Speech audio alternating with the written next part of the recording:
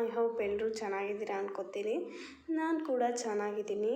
ಈ video start ಬಂದುಬಿಟ್ಟು ಶುಕ್ರವಾರದ ಸಂಜೆ ಕಾಳನ್ನ ನೆನೆಸಿದ್ನೆ, ಅದನ್ನು ಕೂಡ ಮೊಳಕೆ ಕಟ್ತಾಯಿದ್ದೆ. ಸೊ ಬಟ್ಟೆಲಿ ಮೊಳಕೆ ಕಟ್ಟೋದ್ರಿಂದ ಬೇಗ ಬರುತ್ತೆ.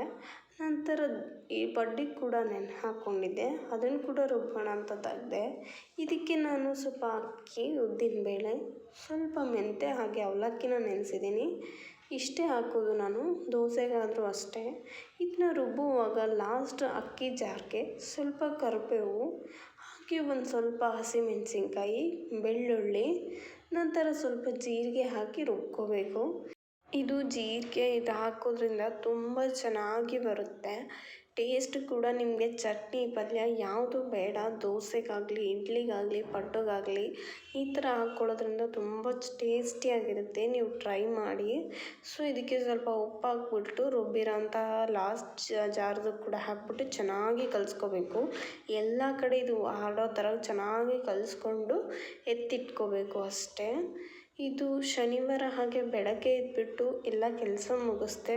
ನಮ್ಮನೆಯವರೇ ಪೂಜೆ ಮಾಡೋದ್ರಿಂದ ಎಲ್ಲ ಕ್ಲೀನ್ ಮಾಡಿಕೊಟ್ಟೆ. ಸೊ ಅವರೇ ಎಲ್ಲ ಪೂಜೆನ ಮಾಡಿದರು. ನಂತರ ಈ ಕಡೆ ಹಿಟ್ಟನ್ನ ತೆಗೆದು ನೋಡಿದೆ, ತುಂಬ ಚೆನ್ನಾಗಿ ಉಪ್ಪಿ ಬಂದಿತ್ತು. ಇದಕ್ಕೆ ಸ್ವಲ್ಪ ಸೋಡಾ ಪುಡಿ ಹಾಕ್ಬಿಟ್ಟು ಚೆನ್ನಾಗಿ ಕಲಿಸ್ಕೋಬೇಕು. ಒಂದು 5 ಮಿನಿಟ್ಸ್ ಆದರೂ ಚೆನ್ನಾಗಿ ಕಲಿಸ್ಕೋಬೇಕು. ಎಷ್ಟು ಕಲಿಸ್ಕೊಳ್ತೀವೋ ಅಷ್ಟು ಚೆನ್ನಾಗಿ ಬರುತ್ತೆ. ಉಬ್ಬಿದ್ದು ಕೂಡ ಕಡಿಮೆ ಆಗ್ತಾ ಹೋಗುತ್ತೆ. ಸ್ವಲ್ಪ ಹೊತ್ತು ಬಿಟ್ಟು ಈ ಕಡೆ ಚಟ್ನಿಗೆ ಪುಟಾಣಿ, ಕೊಬ್ಬರಿ, ಕೊತ್ತಂಬರಿ, ಕರಿಬೇವು, ಹಸಿಮೆಣಸಿನ್ಕಾಯಿ, ಹುಣಸೆಹಣ್ಣು, ಸ್ವಲ್ಪ ಉಪ್ಪು, ಜೀರಿಗೆ ಎಲ್ಲ ಹಾಕ್ಬಿಟ್ಟು ಚೆನ್ನಾಗಿ ಮಾಡ್ಕೋಬೇಕು ಮಿಕ್ಸಿನ.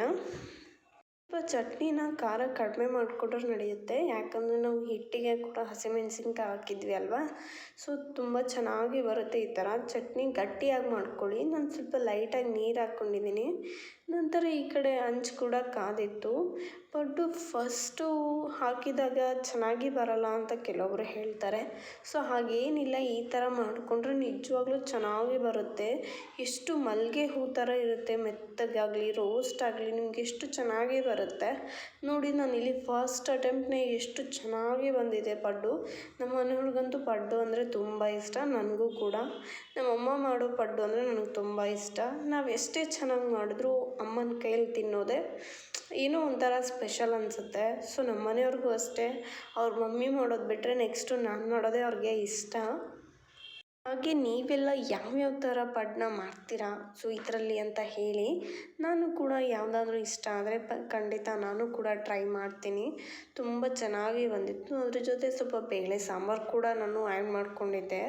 ನಮ್ಮ ಬ್ರದರು ಹಾಗೆ ನಮ್ಮ ಮನೆಯವ್ರು ಕೂಡ ತಿಂದರು. ನಾನು ಕೂಡ ತಿನ್ನೋಣ ಅಂತ ಹೇಳ್ಬಿಟ್ಟು ಹಾಕ್ಕೊಂಡೆ.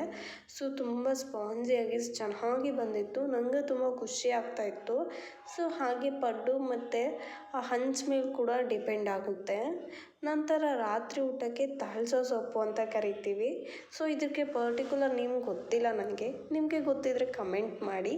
ಈ ಸೊಪ್ಪನ್ನ ನಾವು ಚೆನ್ನಾಗಿ ಬಿಡಿಸ್ಕೊಂಡು ಅದನ್ನ ಚೆನ್ನಾಗಿ ತೊಳ್ಕೊಳ್ತೀವಿ. ತೊಳ್ಕೊಂಡು ಈರುಳ್ಳಿ, ಮೆಣಸಿನ್ಕಾಯಿ ಹಾಕ್ಬಿಟ್ಟು ಚೆನ್ನಾಗಿ ಫ್ರೈನ ಮಾಡ್ಕೊಳ್ತೀವಿ.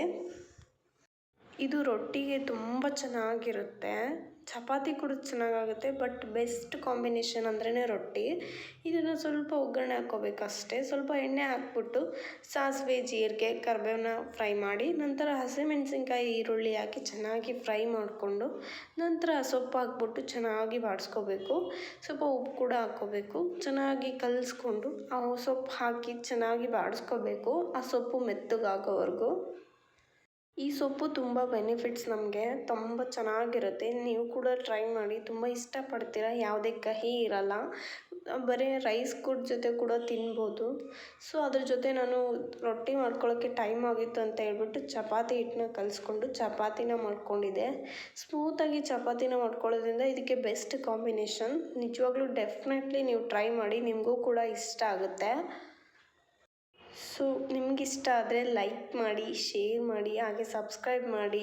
ಇದಾಗಿತ್ತು ನಮ್ಮ ರಾತ್ರಿಯ ಊಟ. Thank you for watching. Bye ಎಲ್ಲರಿಗೂ.